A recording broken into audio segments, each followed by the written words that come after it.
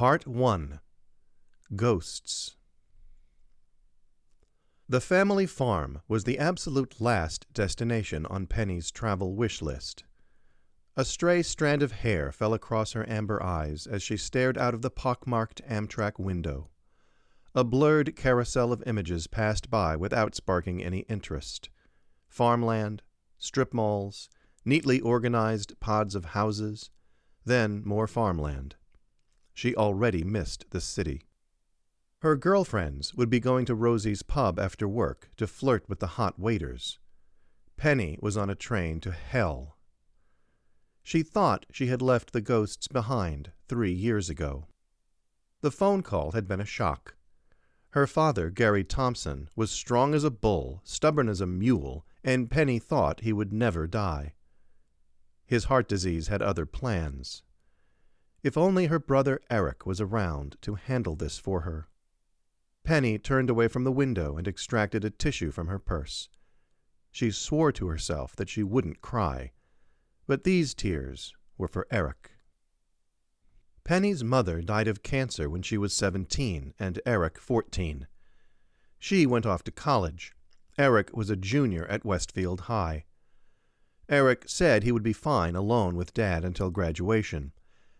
Penny was nearing the end of her sophomore year, enjoying life in the city, when word came that Eric had been killed in a car accident. He lost control and drove into a tree 1 month shy of escaping the farm. The whole town turned out for the funeral. So much sadness should not befall a single family.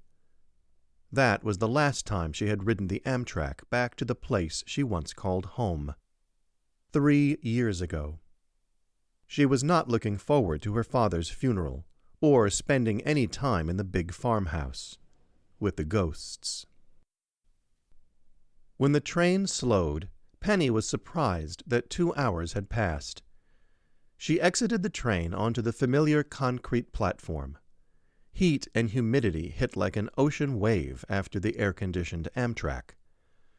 A colorful poster for her old dentist, featuring a cartoonish roadster shaped like a tooth, made her smile. Another placard announced the upcoming county fair, featuring smiling faces holding corn dogs on long sticks. Her stomach churned, thinking of the grease. Before more old memories could flood her already addled brain, blue and red flashing lights caught her attention. A black sheriff's SUV hugged the curb at the base of the wooden stairs leading from the train platform. Seeing the man in a blue uniform leaning against the front grille sent a tingle up Penny's spine.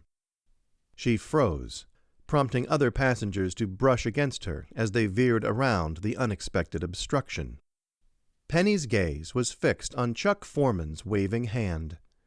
She waved back. Years of memories cascaded into her brain, despite her best efforts to block them. "How'd you know I'd be on this train?" She dropped her Yves Saint Laurent overnight bag on the dusty sidewalk. Chuck looked different. At their senior prom, his hair dangled around his ears and his face was dappled with acne. Now, a smooth, square chin rested beneath a row of white teeth. He seemed taller and certainly broader in the shoulders and chest in his crisp uniform. She could not see any hair peeking below his smoky bear hat. His clear blue eyes had the same puppy dog expression she remembered. They had dated throughout their junior and senior years. Then he went off to join the army, and she left for college in the city. 5 years ago. A lifetime. "You know how it is." He looked at the ground with the shy smile she was so attracted to as a naive teenager. "Betty Ann's mom works at the funeral parlor and knows you have an appointment there at 4:30. Word got around to me that this was the last train that would get you here in time. You look amazing." Penny knew she looked far from amazing. 2 hours on a train, barely any makeup, bloodshot eyes, unwashed hair tied up in a ponytail, and wearing a shapeless T-shirt with her worst pair of jeans. Chuck had to be starved for any girl not dragging a toddler. "Thanks, but I know I'm a mess." "Well, you look great to me." Chuck tossed her bag into the back seat, then opened the passenger door for her. On the ride, she asked about Chuck's parents and his younger sister. Audrey was married and had 2 kids. His parents were the typical doting grandparents. His father still ran the hardware store, and his mom spent most of her time at the Presbyterian church. Chuck enthusiastically recounted his family's happiness. He knew not to ask about hers. At the funeral parlor, Penny survived the process of approving the arrangements, the framed photo of her father to be displayed next to the casket, the information for the guest book, and a dozen other details she barely comprehended and cared nothing about. She politely declined to view the body. Back outside, Penny inhaled deeply. The July air was thick with humidity and memories. Chuck, who had made it his business to be her personal chauffeur for the day, drove her to her childhood home.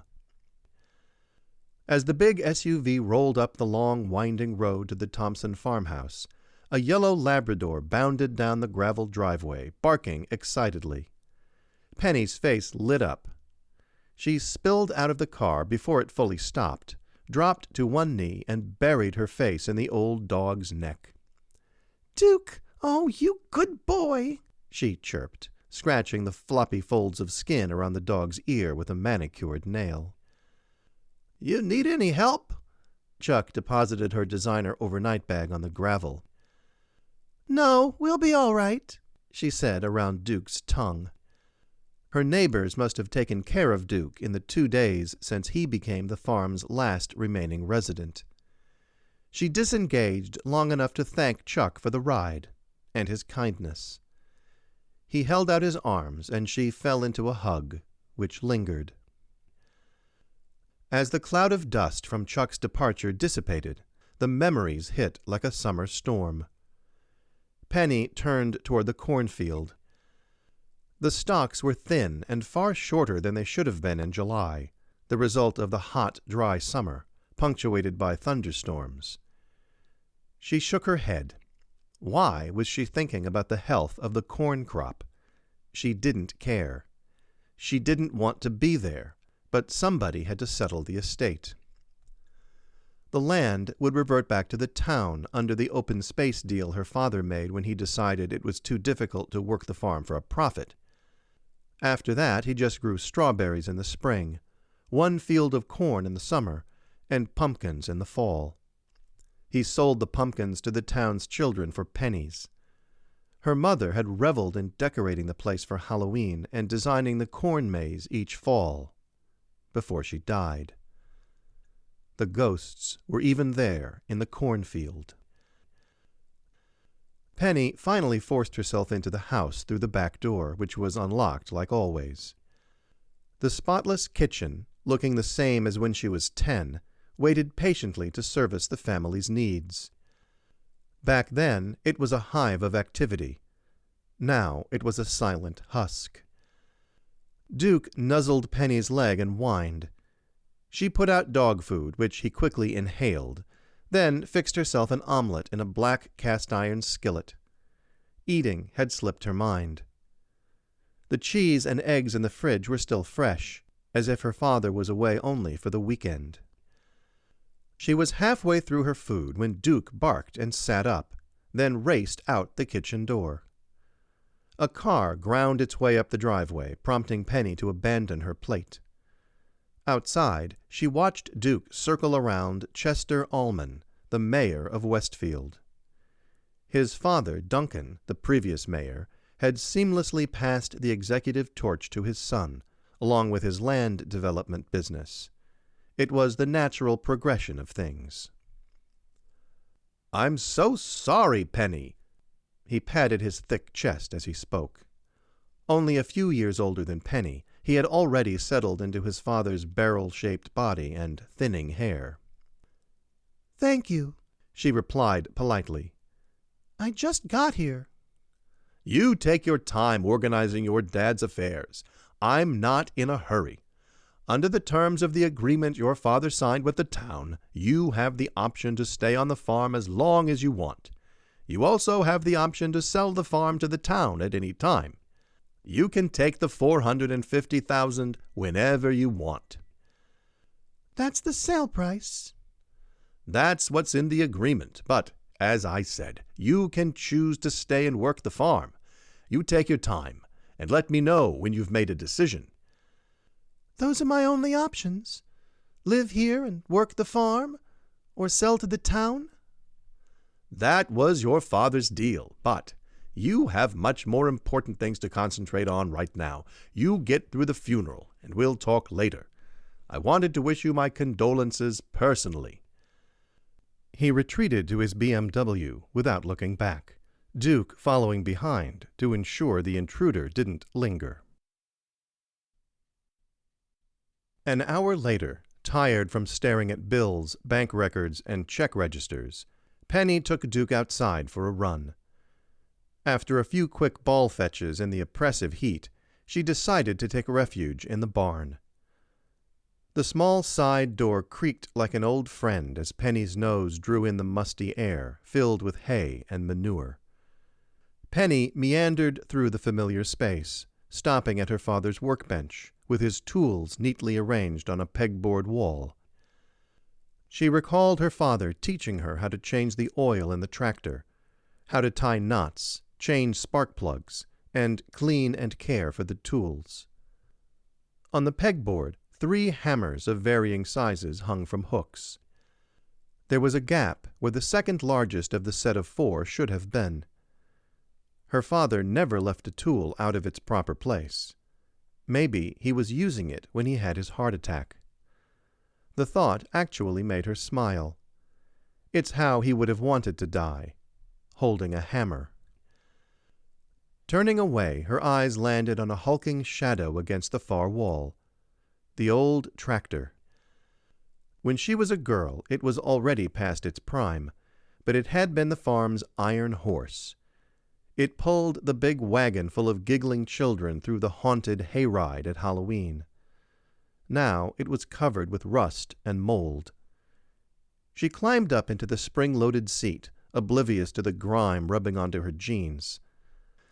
The key was in its usual hiding spot, but only a weak click greeted its turn. Dead battery. Lifting the engine cover and peering inside, she heard her father's voice over her shoulder. She was 12 again.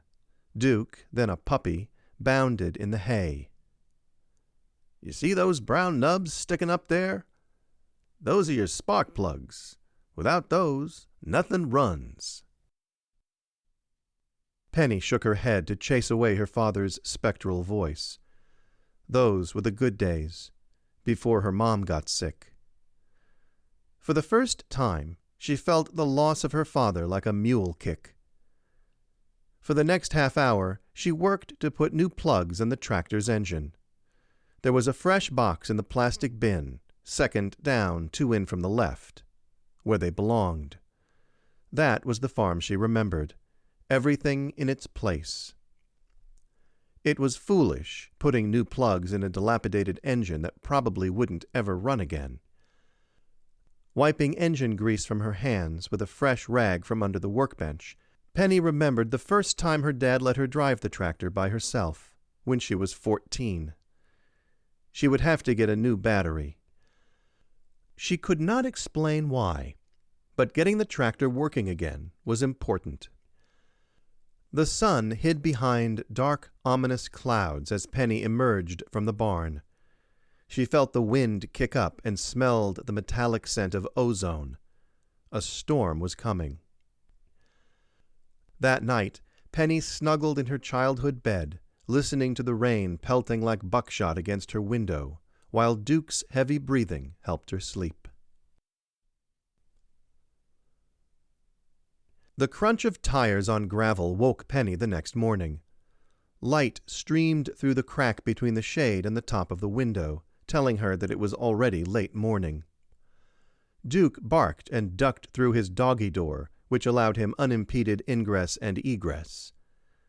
When Penny finally pushed through the kitchen door, her gut fluttered. Chuck Foreman knelt by his sheriff's SUV, patting Duke. Seeing Penny, he stood and waved. "You don't have to check up on me," she said, trying to sound more annoyed than she really was. Chuck's smiling face was more comforting than she wanted to admit. "I'm not checking on you. I'm checking on the fire." Chuck gestured over his shoulder. Penny held up a hand to shade her eyes and squinted toward the horizon. Thin gray smoke rose up from an unseen source. She noticed the smell of burning wood.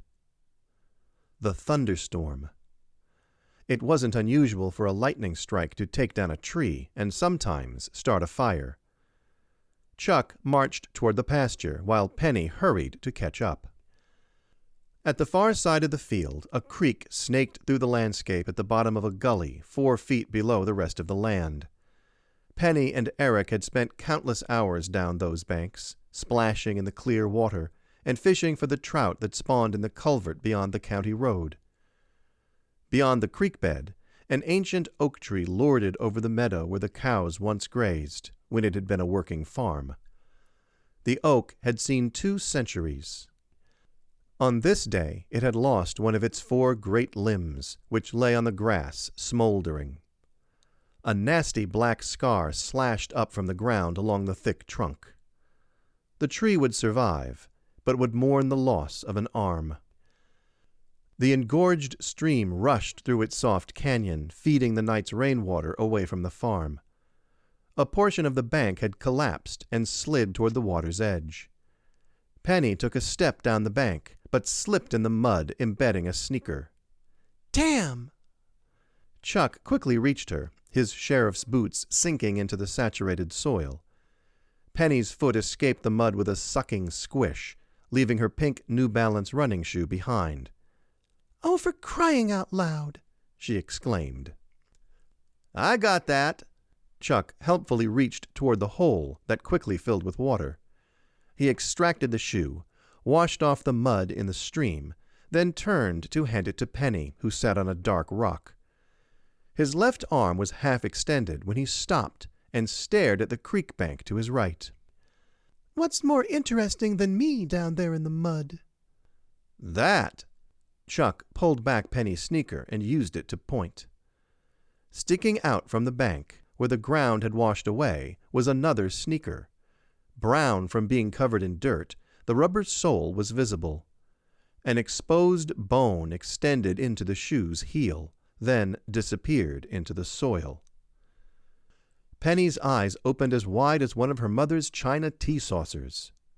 It was a body, and it had been there for a while.